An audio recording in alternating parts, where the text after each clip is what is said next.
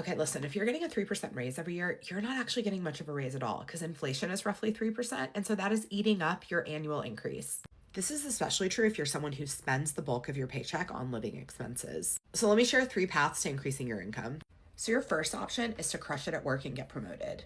In most workplaces, a promotion is going to get you somewhere between a 6 to 10% raise. Sometimes it can be as much as 15 to 20. And if you're in a workplace where it's clear what you need to do, you enjoy what you're doing, then it makes sense to work towards being a top performer so that you can earn those promotions and increase your income. I think the biggest challenge people run into is by the time they're actually given the promotion, they've already been operating at that level to try and improve themselves, and they're pretty high within their comp range, and so often the increase ends up being relatively small. Personally, I would say that this is what I've relied on. I really like to commit to my workplaces. I've been at my current job for 4.5 years. I've been promoted twice. In most of my workplaces, I've had that same pattern.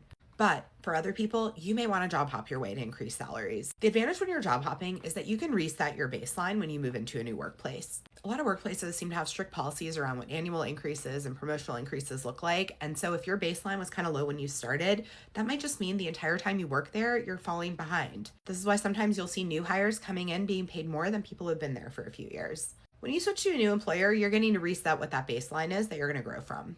In a good job market, people often see 15 to 20% increases when they take new jobs, and even in a rough job market, you can expect 10%. And beyond that, you might be able to negotiate things like sign-on bonuses. And the third path is to build a side hustle or a side business or get a second job that allows you to build on top of your full-time job. You might build a small business that one day could be your full-time job. Or maybe it's just some extra money that you can put towards investments, that you can put towards living a little bit more luxuriously. Or maybe it's just extra money so you can fund some big trips, you can invest. And sometimes it is actually worth investing more of your energy in that side hustle than it is in your full-time job. So just as an example, content creation is my side hustle. I reliably can bring in 6 figures a year doing this. I can't think of any job I could get right now that would give me a 6-figure salary increase. So personally, I think it makes more sense for me to put my time and capacity into the side hustle side of things than it does into going and getting a different job, particularly if that job is going to mean I have less time for the content creation because maybe I have to commute or something like that. I think people often get stuck in their ways. They think the only way to earn more money is to get a promotion at work or to go get a new job. But the reality is there are a variety of ways that you can increase your income. So consider all of the options and what your trade-offs are.